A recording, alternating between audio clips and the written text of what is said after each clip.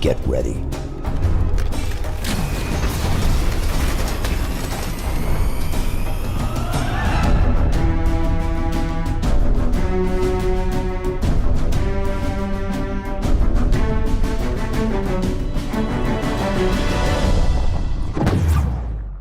Halo Infinite is the third game in 343's Industries' run as the caretakers of the franchise, and without a doubt, it's the best out of the three.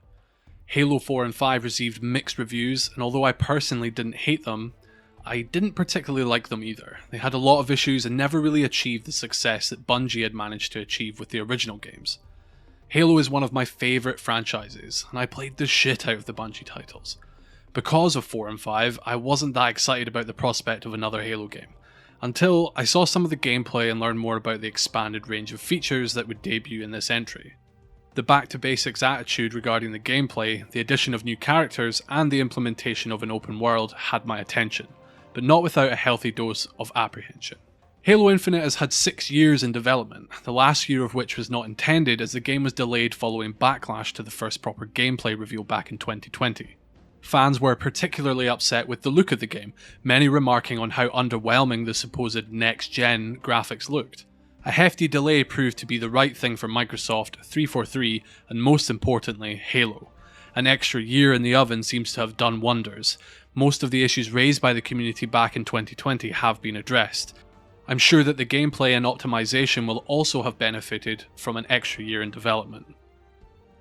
Halo Infinite is a smooth ride. The game runs beautifully both on Xbox Series X and PC. The gameplay is without a doubt the most impressive part of the package. The gunplay is excellent and the addition of upgradable abilities is a nice touch. Shooting aliens and exploring the Halo ring is a nice experience, as it should be. I was worried but curious about the addition of an open world setting, but I can happily say it's been well implemented. I like the new characters and it feels good to be back in the giant metal boots of the Chief. The multiplayer gameplay is absolutely fantastic, and I'm sure it will keep players' attention for years to come. The game isn't without its faults, however. The story is about what you could expect from a Halo game. It's not terrible, but it's not going to win any Oscars either. Gameplay is quite repetitive at its core, and I feel like there's a distinct lack of the set-piece moments that Halo is well known for. The open world setting, although beautiful and refreshing, suffers from the same issues that plague most modern open world games. And although the multiplayer is solid in terms of gameplay, the inevitable features that come with a free-to-play model, such as the Battle Pass and microtransactions, have missed the mark horribly at launch, upsetting fans and muddying what is otherwise a very good experience. Overall, I had a really good experience with Halo Infinite. I'm pleased to see the developer taking risks with such a massive franchise, and although the game isn't perfect, it's a solid game for new players and returning Halo veterans. I haven't enjoyed a new Halo game for what seems like forever, and I really enjoyed this. Let's get stuck into the nitty-gritty and unpack Halo Infinite. So, let's talk about the graphics, art design, and performance. I've played through the entire campaign on Xbox Series X and parts of the campaign on PC. I am pleased to report that the game runs smoothly on both platforms. I have an RTX 2070 graphics card, so it's not the newest or most powerful hardware available, but still ran the game without any issues at max settings. I decided to play through the campaign first on Xbox Series X, as that is the platform for which the game was designed. Sadly, I don't own a 120Hz television, so I can't tell you much about the performance mode which allows the game to run at 120 frames per second. However, the quality mode, which is 4K resolution and locked at 60 FPS, was a very nice experience on a 65-inch television. The game runs so smoothly and not once did I encounter frame drops throughout the entire game. Performance-wise, this game is polished. And during a year where some of our favourite AAA shooters have been plagued with technical issues at launch, this is a nice experience. Obviously, 343 don't get extra points for having a game that works at release. That should be a given.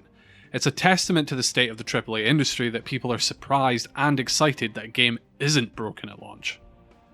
There are a range of graphical settings on the PC, allowing players to customize the game's performance to their preference and hardware, with a reduced range on the Xbox as expected. What was nice to see was a large amount of accessibility options on both platforms, which really should be the gold standard nowadays. Just something worth noting, the gameplay you will see in this video was captured on PC. I don't have the ability to record footage from my Series X, which would have been preferable. Unfortunately, I had to turn down some of the graphic settings in some areas to get a stable FPS, as Halo Infinite is actually quite CPU intensive, especially in the open world, and running OBS at the same time to record footage was having a significant effect on performance. I tweaked the settings for ages to try and get the best balance between performance and quality without affecting the recording, so just something to bear in mind. In terms of graphics, the game is stunning. The open world in particular gives some really nice views, and the attention to detail in the small things is impressive. When you compare side-by-side footage from a year ago to how the game looks on release, you can see how much extra work has gone into bringing Halo Infinite up to the standard that is expected for a next-gen title. 343 have really smashed it out the park with how this game looks and presents itself. I remember like it was yesterday playing Halo 3 for the first time on the 360. My first experience with a next-gen title from that generation. I remember how it blew my mind how vivid the colours and detailed the world was, and Halo Infinite takes me right back to those feelings. Exploring 343's new open world isn't a joy because there's heaps to do in it, it's a joy because there's heaps to see. Climbing to the top of the highest peak in Zeta Halo is worth it just to soak in the vista that presents itself to you. Although a change in biome or environment every now and again would have been nice, the environment throughout the open world and story missions mostly comprises of 3 environments: outdoor forest and 2 varieties of indoor alien architecture. I wasn't hugely bothered by this in the outdoor environment, as there are plenty of landmarks and elevations to prevent the environment from becoming stale. However, the interior sections certainly get a bit boring to look at after a while. One thing I've seen people complaining about online is the lack of rendered cutscenes. Almost all the cutscenes and story elements within the game are told in-engine. A lot are presented first person and from the perspective of the Master Chief, and other more significant ones are pulled back to a camera perspective for scripted moments. People have said that this is disappointing. I guess this is due to how much fans appreciated the remastered cutscenes from the Master Chief Collection version of Halo 2. I agree they were really nice, but I think the exclusion of cinematics is a good choice for Halo Infinite.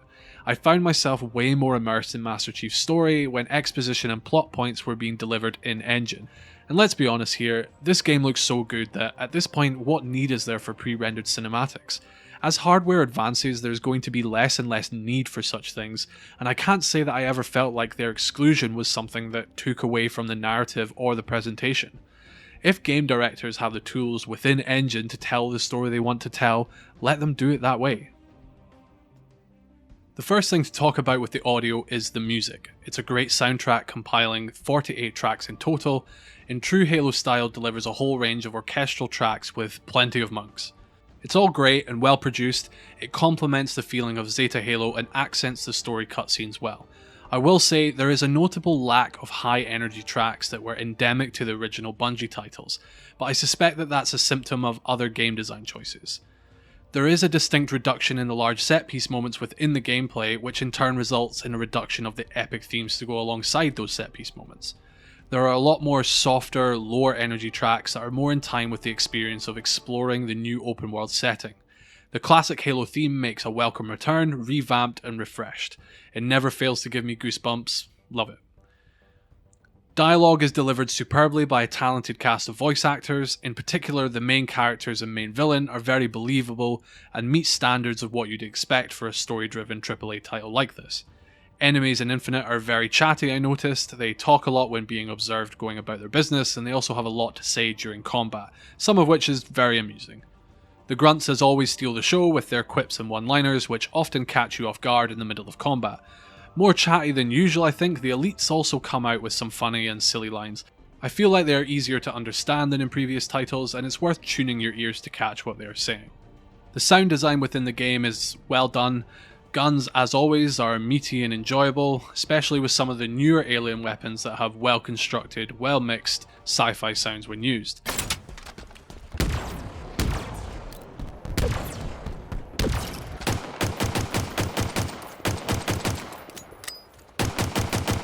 I can't say that the audio is groundbreaking in any particular way, but it definitely meets the standard for what I would expect. I didn't experience any issues with positional audio or bad mixing. One thing of note is that in multiplayer, footsteps are quite quiet even with surround sound headphones on, so using your ears to anticipate being flanked or snuck up from behind is not reliable. Halo isn't a battle royale yet, so thankfully this isn't a huge issue. So it's time to talk about gameplay, which is what we all return to Halo 4 at the end of the day, and I'm pleased to say that unlike Halo 4 and 5, Infinite does not disappoint and excels in this area. The gameplay is fantastic. There are a few issues, but in the context of the whole package, they are relatively minor. I'm going to split this into a few sections because I think there's one thing in particular worth exploring by itself, and that's the open world. I, along with a lot of other fans, were understandably concerned when it was announced that Halo Infinite would feature an open world format alongside its more traditional linear style missions. This is a first for Halo, and it was a risky move when you consider that the open world game style market is pretty stale at the moment. Games like Assassin's Creed and Far Cry have been criticised in recent years for the sheer vastness of their open worlds. Albeit technically impressive, beautiful, and I'm sure difficult to construct, they are largely been uninspired and have failed to deliver much in the way of innovation in terms of gameplay mechanics. A huge issue I had when I played Assassin's Creed Valhalla was that there was just so much to do and explore, and a lot of it was all the same. A lot of that exploration is also compulsory. A frequent gripe a lot of players have with modern open world games is that you experience burnout before you can explore everything, or even complete the game.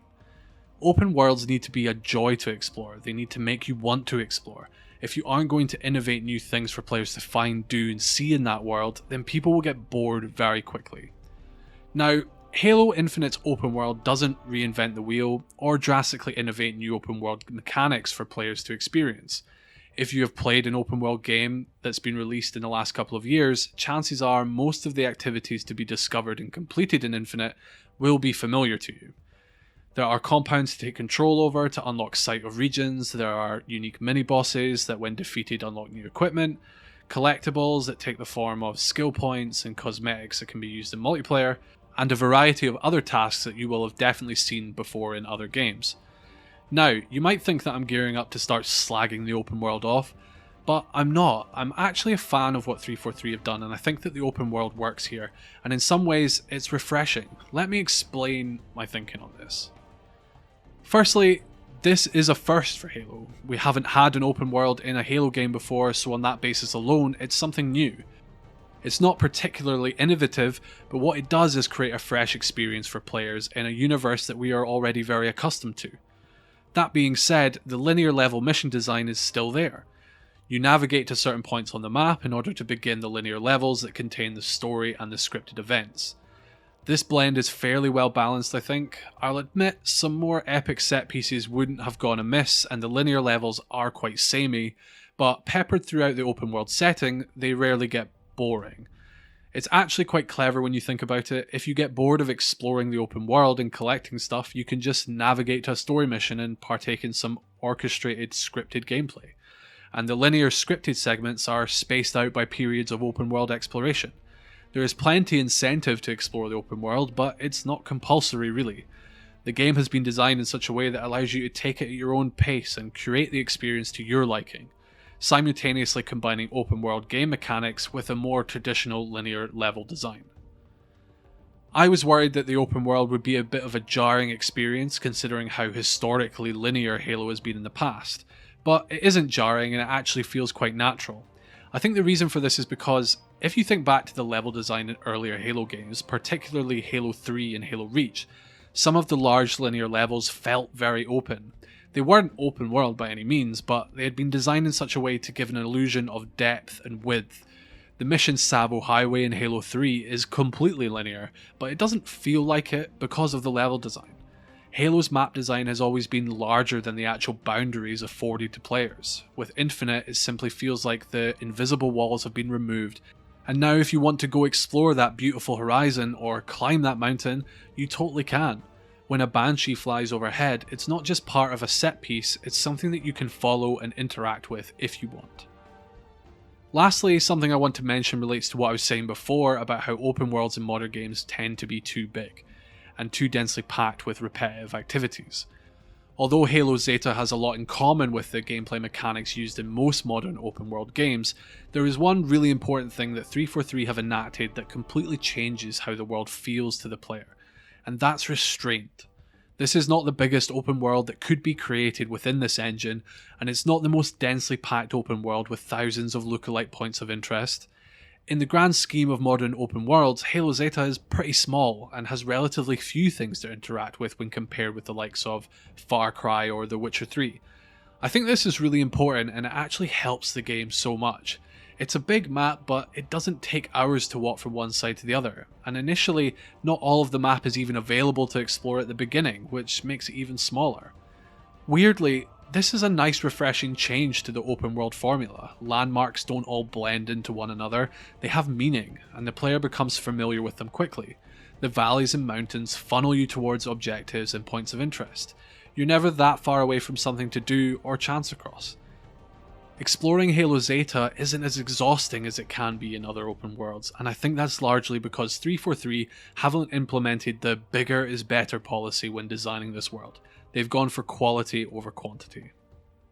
The combat gameplay is without a doubt the most polished and exciting part of this game. The classic Halo gameplay loop has been refined down to what is, my opinion, the best it has ever been. Halo is well and truly back in the running as one of the top FPS franchises. Returning players will be incredibly familiar with the way gameplay feels, but the experience feels super fresh with the implementation of a few different features, which don't detract from the classic Halo gameplay but add to it and enhance it. First off, we need to talk about the change that affects the gameplay in the biggest and the best way. This is the addition of a small but significant skill tree which adds some fairly simple upgrades to a variety of equipment that becomes accessible to the player throughout the campaign. The first and most significant of these is the grapple shot. Stone's completed her recon sweep. She located 2 squads taking shelter up north. That's an additional 12 to our confirmed survivor count. Any sign of... The grapple shot is in effect a wrist-mounted grappling hook that the player can fire to bring the player closer to objects or objects closer to the player. I don't think I can express enough to you how much this seemingly simple addition completely changes how Halo is played. You could ignore this equipment of course and play Halo like you always have, but that would be a mistake. You'd be missing out. The grappling hook is an extremely well refined piece of equipment that is incredibly satisfying to use, as it enhances how the player moves around the battlefield and rewards the player for boldness and skill with a huge dopamine payoff. The grappling hook can be used in a variety of ways, the most common of which is traversal. The grappling hook can be used to traverse terrain horizontally and vertically, significantly faster than by just running or jumping. And once you have unlocked the cooldown upgrade for it, you will be using it constantly. The grapple shot doesn't have the range of its equivalent in other games such as Just Cause or the Arkham series, but it's just enough to facilitate all the things you would like to do with it. The grapple shot is essential for Infinite as it goes hand in hand with the new open world map design. You will be travelling around this map a lot. You can of course use vehicles to do so, but there will be times where you don't have one to hand, and the grapple shot is an ideal alternative. To be honest, a lot of the time I find myself not bothering with vehicles and just grappling my way across the map and over the terrain. It's just that much fun to use. The other element that the grapple shot is heavily involved in is combat. You can use it to snatch weapons out of thin air or off the ground, instantly swap to them and start firing. You can grab explosive fusion coils and lob them at enemies, or you can even target enemies, which reels you in close. If you hold down the melee button, you'll perform a charge attack that will kill most enemies in one shot and stun the stronger ones. The grapple shot is very intuitive to use, and quite quickly you will feel like a master in combat, reeling into the fray, letting off some rounds from your assault rifle, snatching another gun off the ground, shooting some more, snatching a fusion coil, lobbing it, and then grappling to the last brute for a charged melee kill. This seemingly small addition to the Master Chief's equipment can, if you want it to, completely change and enhance the 60-second gameplay loop that Halo is so well known for. And if I'm being honest, I don't know how I'll ever play Halo again without it. It's such a polished and well-refined feature. I will be surprised if the grapple shot isn't a staple part of the Chief's equipment loadout for at least the rest of this series. This is another example of 343 risk taken with Infinite paying off. Adding a feature that has such a huge impact on moment-to-moment gameplay, the grapple shot could easily have been clunky, difficult to use, or overpowered, and I feel like they absolutely nailed it. It feels just right. The grapple shot is so good that it completely overshadows the other equipment that the Chief can unlock throughout the campaign. There is a sensor which can be fired and highlights all enemies within a certain radius, a deployable shield, and a dash ability. All the other equipment have their own uses and are all well implemented. However, they are all mapped to the same slot alongside the grapple shot, so have to be swapped in and out with a dual button press. I wish that the grapple shot had its own unique keybind so that I could still have it equipped whilst playing with the other abilities. The grapple shot is magnitudes more useful than the other ones, so I had it pretty much equipped the whole time I was playing, only swapping to the others in specific situations that required me to do so. Weapons, gunplay and movement are all super smooth and all feed back into the perfect gameplay loop. Guns feel awesome to use and there's a good variety of new ones to enjoy. The UNSC and Covenant weapons are all great, although I will say that some of the newer Forerunner weapons fall behind a bit in terms of usefulness and enjoyability. I frequently find myself avoiding them if there were other weapons available, although there are several points in the story missions where you'll be forced to pick them up due to ammo scarcity. Players will be familiar with a lot of the Halo classic weapons, the assault rifle, rocket launcher, sniper rifle, plasma pistol, etc., and some others like the plasma carbine, stalker rifle and the shotgun play and feel very differently to their equivalents from previous entries. I will say, without a doubt, my favourite gun is the Mangler pistol. It's a weapon carried by most brute enemies in the game, and this thing is powerful, bordering on overpowered. In previous Halo games this thing functioned like a one-handed shotgun of sorts, and in Halo 3 it was a pretty low tier forgettable weapon. It has been completely reworked for Infinite, and I was using it pretty much constantly throughout the entire campaign. It now functions more like a high caliber revolver. Hitting headshots with this thing absolutely destroys most enemies, and with a bit of practice can be used at almost any range. It has quite severe bullet drop at medium to long range, but once you have an eye in, you can use it very effectively at most ranges. The feedback on this thing is so satisfying and it's super underrated. Another favourite is the Banished Skewer. This functions very much like the Spartan laser, except without a charge up time. It's a one-hit kill on most enemies and is very satisfying to use. I feel like 343 missed a trick with this weapon though, as it would have been awesome for this thing to pin enemies to walls or the ground when you hit them with it. Although most of the weapons are great, I feel like some of them could do with a little buff. I definitely find myself leaning towards certain guns and avoiding others, which could occasionally break the fluidity of combat when ammo runs dry. There are ammo stations located fairly frequently across the map, and there are almost always several to be found in enemy encampments where most of the fighting takes place. As useful as this is, I was often frustrated as there are a number of different ammo types and therefore different types of ammo crates. Maybe it was just me or bad luck, but often I would search fanatically for an ammo crate, triumphantly finding one, only to be disappointed realising that it is incompatible with the guns I have currently equipped.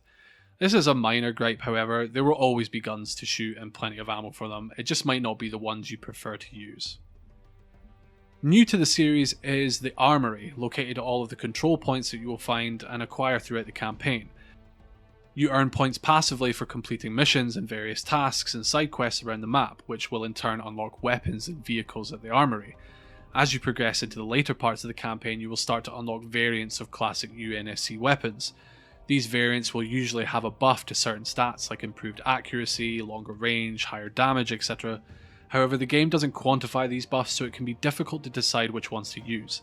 And I can't say that I noticed a huge jump in performance between the standard and the enhanced variants. Additionally, and I thought this was kind of stupid, the enhanced variants don't share ammo with their standard counterparts. So if for instance you are using an enhanced assault rifle and come across a standard assault rifle in the wild, passing over it will not replenish your enhanced rifle's ammo. Using an ammo crate will restore it, but it seems like a bit of an oversight that two guns that are practically the same can't share ammo. Weapon variants also exist for alien weaponry. These are unlocked by defeating a range of mini-bosses that are located across the map. Most of these are fairly simple to defeat and are not too different from usual enemy types. They typically consist of grunts, elites, brutes, etc. that have a large pool of health and are wielding the enhanced weapon variant that you will unlock after defeating them. Most of these are unremarkable, although I did have a tense encounter with an elite wielding a super energy sword with permanent active camouflage.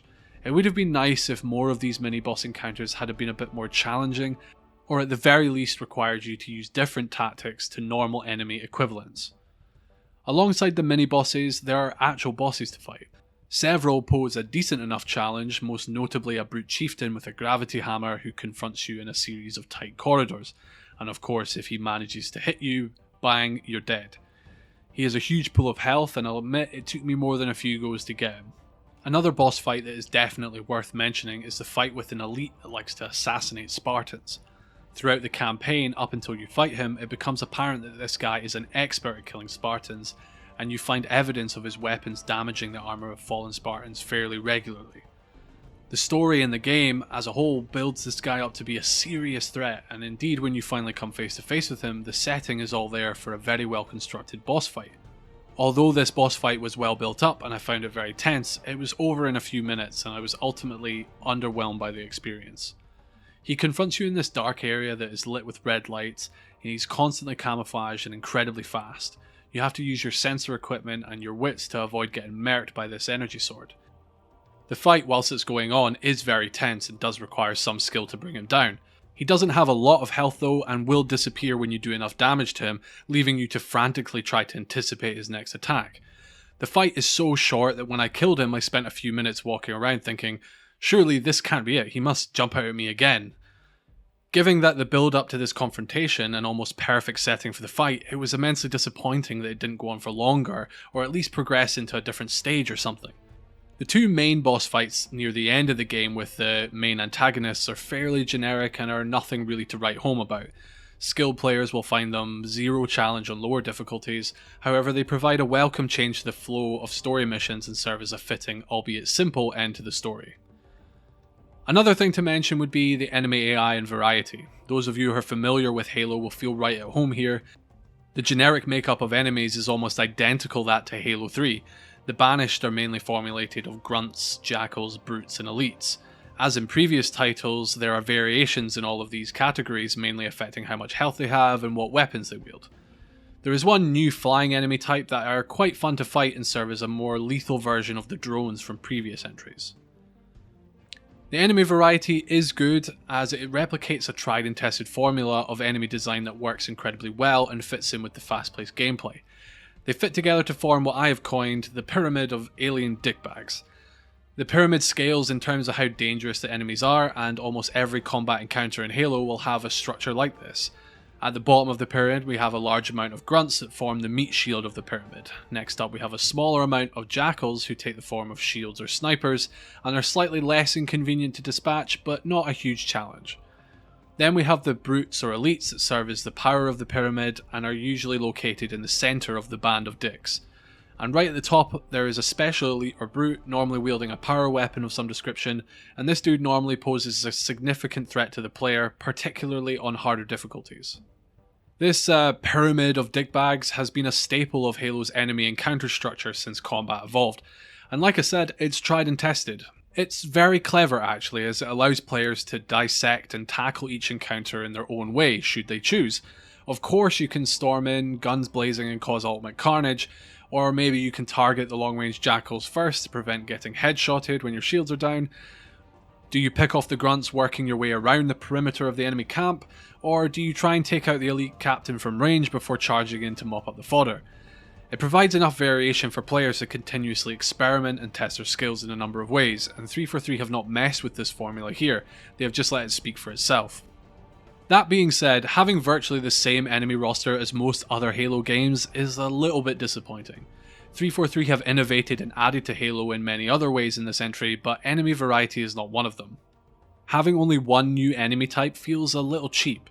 Something that I think is really needed for the next game is some new enemies that not only fit well within the established enemy structure, but also enhance and add variation to it. An important aspect of the enemies to mention is the AI. Just like in Halo 3 and Reach, the enemy AI quality is super impressive here. Enemies behave unpredictably, react quickly, and catch you off guard. I frequently died, even on normal difficulty, because enemies are smart enough to push an advantage when my shield was done. So many FPS games you can escape near death simply by ducking behind a wall and waiting to regenerate health. And although this is a valid strategy in Infinite, be prepared, because sometimes the brutes, and in particular the elites, will come sprinting after you to get a cheap shot whilst you're vulnerable. I'm always impressed by the enemy's ability in Halo to dodge grenades. It's incredibly annoying, but I always walk away from it with respect for the sheer feat of it. Jackal snipers in particular appear to be very skilled at landing perfect headshots when you're in the thick of it. Your shield drops down for a second and boom, you're dead. There was one incredibly impressive moment when I came across two Wraith tanks and I did not have any weapons that would be particularly useful against them.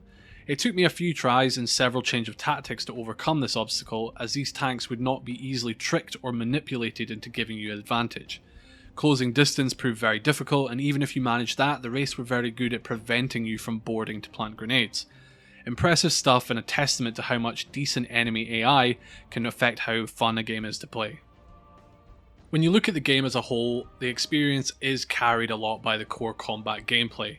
When you look at the gameplay on its own, it is quite repetitive and there is a lack of variation in this game.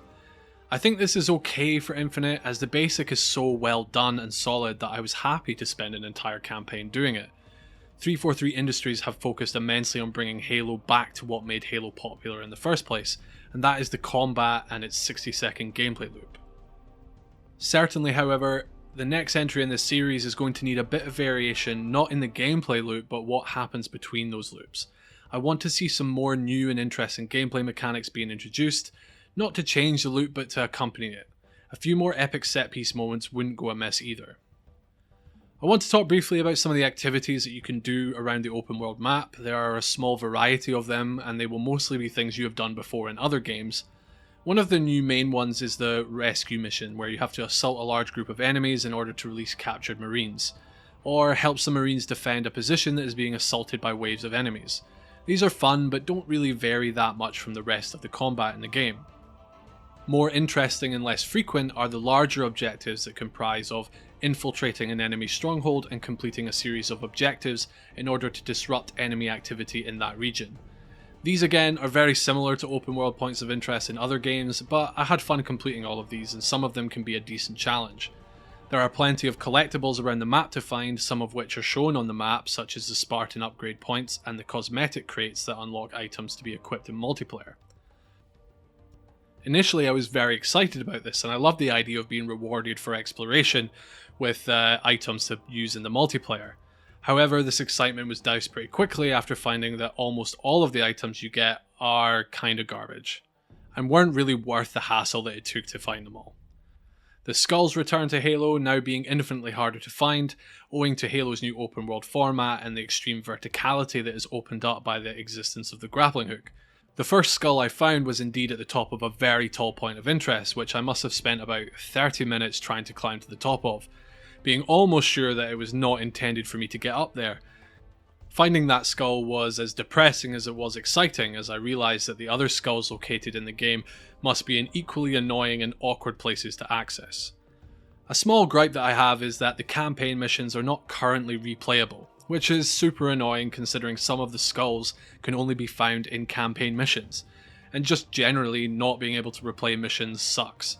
However, I understand that this is a feature that will be added at some point post-launch. It's worth mentioning that at launch, there is no co-op mode for the campaign, which kinda sucks, as a lot of players will have extremely fond memories of playing through previous campaigns with their buddies. Forge mode is also absent, which has been a staple of the Halo games forever. Both of these features will be added at some point post-launch according to the devs, but no timescale has been given at time of making this video. So let's talk about the story. I'll briefly talk about what I thought of the story before I get into spoiler territory, so you get a brief overview and then you can skip the spoilers if you want to. Overall, I didn't mind the plot of Halo Infinite. I didn't really have any high expectations going into the story because Halo isn't exactly known for quality or complexity when it comes to its storylines. The overall plot is fairly generic, I would say, even for a Halo game. I don't think anyone will be shocked by the way the story unfolds. I would say that the most enjoyable aspect of it is how the story unfolds. There is a lot of mystery surrounding the events that have transpired since the end of Halo 5 but before the start of Infinite. The player is left in the dark about a lot of these events, and the events are sort of drip-fed to the player as almost a secondary plot as the main story is unfolding. This is a mode of exposition that I enjoy normally, and I think it worked alright here, even though it could have been implemented a bit better. I've heard complaints that Cortana's plot from Halo 5 has been retconned. I don't really agree with this assessment, as the events are there and they are explained, they're just slowly revealed during the events of the campaign through recollection and revelation. There is an argument that the decision to do this was largely influenced by fans' reaction to the dumpster fire that was Halo 5, and the perceived notion that fans would just want to move on from where the game left us. I think this leads into a wider and very complicated conversation about the effect fan reaction has on creative decision making when it comes to writing, and perhaps a topic for another video. You could theorize for hours about where the story might have gone had Halo 5 not been so poorly received, but we don't have time for that today in this review, so moving on. Having some new characters is a refreshing change, and the two main ones definitely pull their weight when it comes to holding up the dialogue, especially when the main villain leaves a bit to be desired and the Master Chief isn't exactly a chatty bloke. And you can do that? No. All in all, the story is fine. I don't think that's why most people play Halo, and I'm sure it's not the element of the game that will leave a lasting impression on players. Right, I'm about to get into and discuss some elements of the story that are definitely spoilers, so skip to the timecode on screen if you don't want to know. Still here? Okay, you've been warned. Let's get into it. So, the plot itself is nothing special. It's pretty similar to most other Halo plots. There's a Halo ring, the bad guys want to do some dodgy shit with the Halo ring, must stop the guys from doing said dodgy shit. It's fine, it's executed fairly well and sets up a sequel nicely. Annoyingly though, the most interesting stuff that's in the story is stuff that's not actually happening during the events of this game. For instance, there's this constant threat and warning about a mysterious race known as the Endless. The Harbinger, who is one of the side villains, is attempting to release the Endless, and it's revealed that the Forerunners had imprisoned them as they were super dangerous for some unknown reason. This is interesting, but also frustrating as there is no actual payoff for all this spooky foreshadowing. The closest we come to any sort of payoff in regards to the Endless comes in the post-credits scene, which is undoubtedly more foreshadowing for Infinite's inevitable sequel. Similarly, the events between Halo 5 and Infinite surrounding what happened to Cortana and the events that led to Master Chief's current situation are way more interesting than the Master Chief's current situation. You could argue that this forms a strong part of the plot, and I agree with that to a certain extent, but at the end of the day, it's still just exposition. Super interesting for sure, but it's different to the actual events of what's actually happening in the present. Which for the most part, aside from the interactions between the three main characters, I found largely uninteresting and underwhelming. Hi there, another note from the editing room, and I've got to own up to a mistake here. For a big portion of this video, you're going to hear me refer to one of the main characters as Fernandez. I've just realized that his name is not Fernandez, it's Fernando. So yeah, just be aware of that. What can I say? He says his name once throughout the entire campaign, and I obviously forgot. My bad. I think the meat and gravy of what the story in the present has to offer is the new characters. I find both the Weapon and Fernandez to be quite endearing and entertaining. Annoying at times for sure, but then who isn't? Fernandez is the first new character that we are introduced to, and anyone that has seen the trailers will know that he rescues and repairs Master Chief from space. They team up, and he acts as sort of a counterbalance to Chief's personality throughout the campaign. He fits into the game mechanics by acting as a sort of supply ship for certain elements in the gameplay, but also as a transport when required in the story. Quite quickly we discover that Fernandez is not the heroic type and appears quite cowardly when standing next to the Master Chief. This guy does not want to be in this situation at all, and he makes his feelings on this known often. I know a lot of people found this quite irritating, but I can't say that I did. I just saw it as a realistic portrayal of a normal person stuck in this situation. He's not an action man, he's not a super soldier, he's a pilot with a family in a shit situation and he just wants to go home. His dialogue is well written and superbly voice acted by Nicholas Royce. I found by the time the mission comes around where Fernandez is captured by the Banished and you have to rescue him, I genuinely cared what happened to this character. I was worried that he was going to be killed. I did not want him to die. And I think that's the hallmark of a good addition to the story when a new character is introduced, and by the end of that story you're glad that they are still there. The Weapon is our other new character. Right off the bat it's apparent that she's supposed to be a replacement of sorts for Cortana. I mean, she's blue, opens doors and has the same voice actor. The origins and situations surrounding the Weapon's place in the story are withheld from the player at the beginning. Her purpose and backstory are revealed bit by bit throughout the campaign. She makes up about half of the game's dialogue as she interacts with the Chief the most often, and also acts as a narrator of sorts during gameplay, explaining what's happening and giving the Chief directions and instructions throughout the game.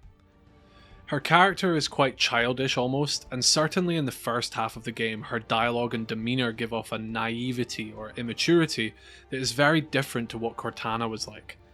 Some of the more amusing parts of the game come from her interactions and conversations with the Chief. Again, much like Fernandez, I found her character annoying at times but mostly endearing, and by the end I was happy to have her there. It made a refreshing change to have someone different as Chief's main companion. I can't lie, I've been pretty sick of the whole Chief Cortana drama since Halo 3. So I'm glad that the weapon isn't a complete carbon copy of Cortana, and I'm glad that the writers have decided not to simply shift the obsession the Chief had with Cortana onto this new AI. Ironically, it's revealed later in the campaign that the weapon is a literal copy of Cortana, which I think most people saw coming a mile off by the time the ball drops. One of the most infuriating parts of the story for me was right at the end, when Fernandez reveals his name and the weapon is asked what they should call her.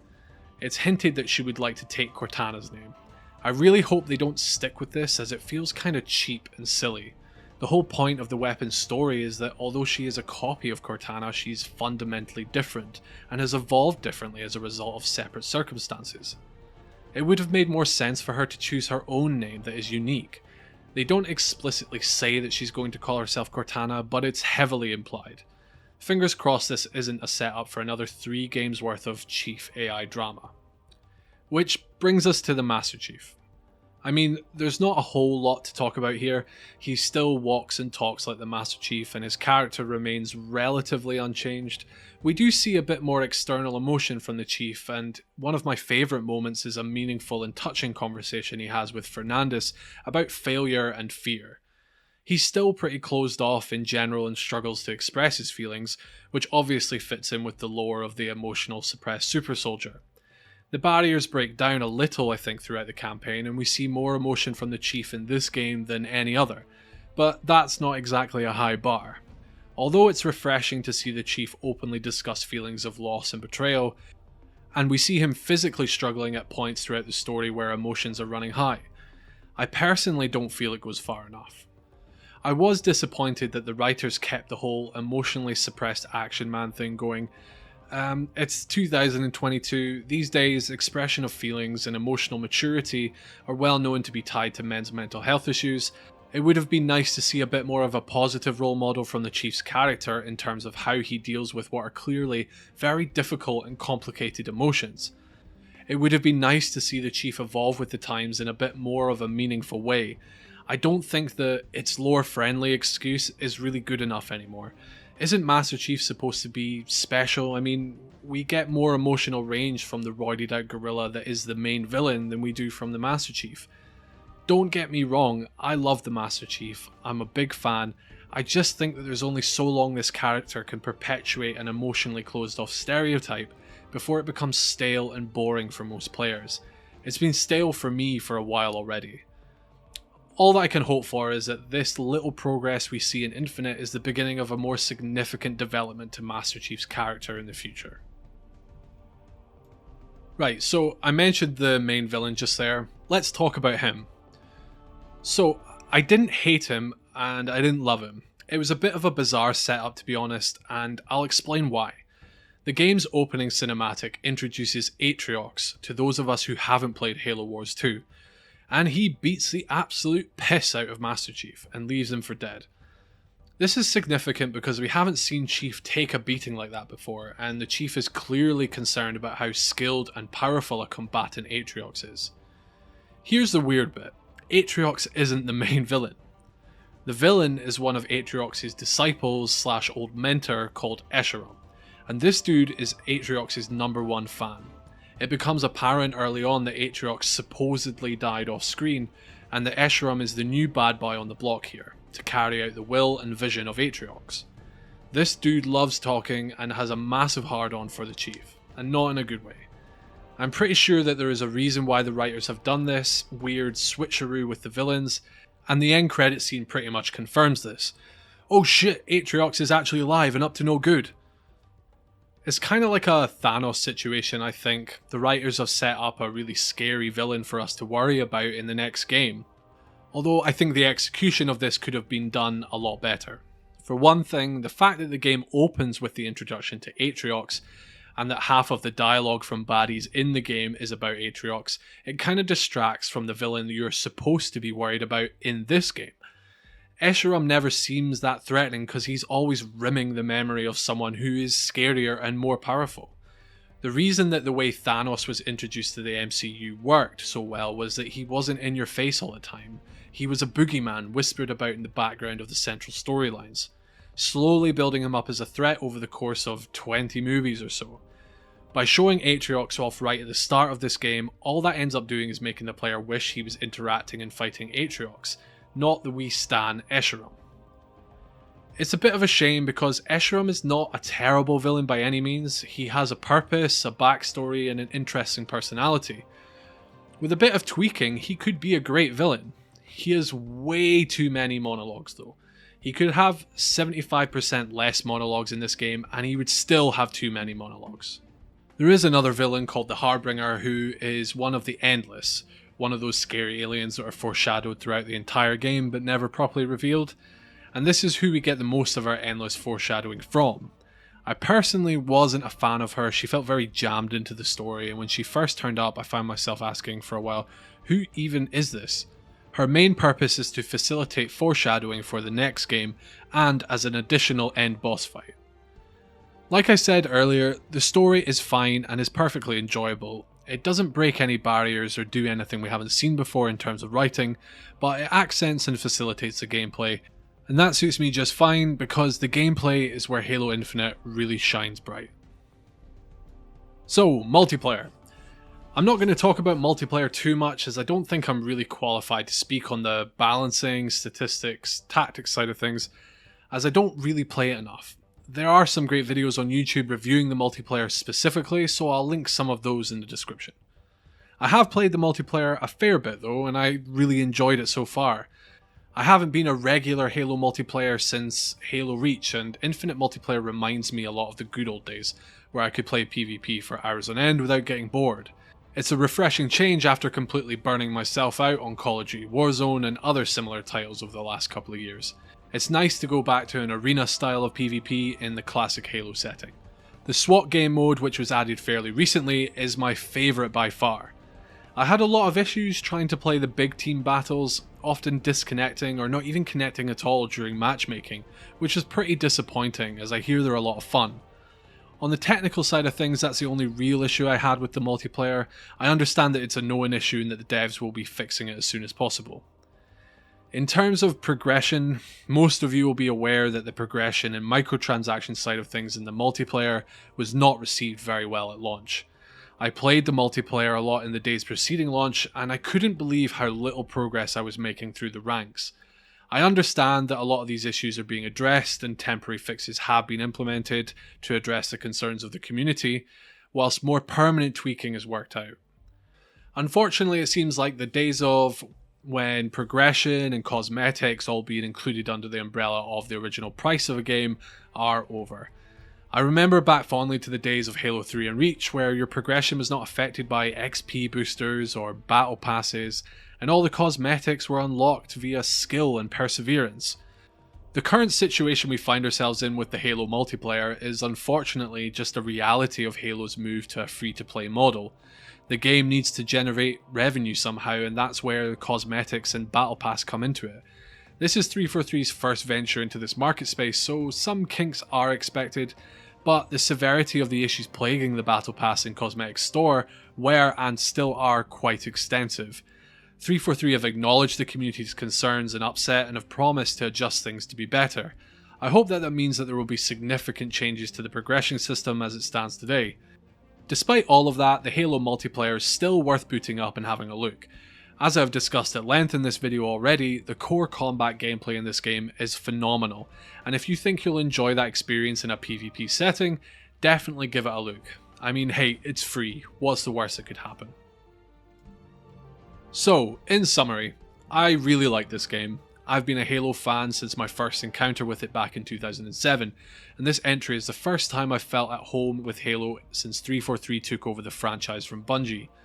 If you, like me, haven't been that jazzed about Halo for a good while, there are a heap of reasons, as I've outlined in this video, for you to play this game. I don't think you'll be disappointed. The game is not perfect by any means, there are plenty of, I don't want to say issues as such, but more deficiencies, where if addressed could bring this game up from a great game to a perfect game. And let's be honest here, this isn't a £60 investment anymore. The multiplayer, as we have discussed, is free to play, and the campaign can be played on Xbox Game Pass. This game doesn't require a large sum of money to play it really. It really drives home the value for money that comes with the Xbox Game Pass, and you'd be silly not to give this a go if you're already subscribed. I think 343 Industries and Microsoft have really nailed the look and feel of Halo with this entry. It feels brand new, but also familiar at the same time, as well as being a ton of fun to pick up and play. And that's what you want from a next-gen title from a long-running series, isn't it? I think this marks a new chapter in Halo, the new live service model for the multiplayer and the promise of more features for the campaign, with possible DLC on the way also, mean that there is plenty more to look out for in Halo Infinite. I'll certainly be checking in every now and again to see what new features are available. And I'll certainly be waiting for the sequel with mainly anticipation this time, opposed to apprehension. I don't believe in giving video games ratings, as they are an art that is subjective to every individual person. So if any of the things I've talked about in this video interest you, go pick it up and play it. You'll probably enjoy it. If you've made it to the end of the video, thank you so much for watching. It's taken me forever to write this review. I had a blast writing it and making the video. If you enjoyed it and you want to see more in-depth video reviews like this one, please consider subscribing. And if you want to help out the channel, leave a like on the video. I am of course keen to hear what you thought of Halo Infinite, so feel free to leave a comment. Thanks again for watching, see you next time.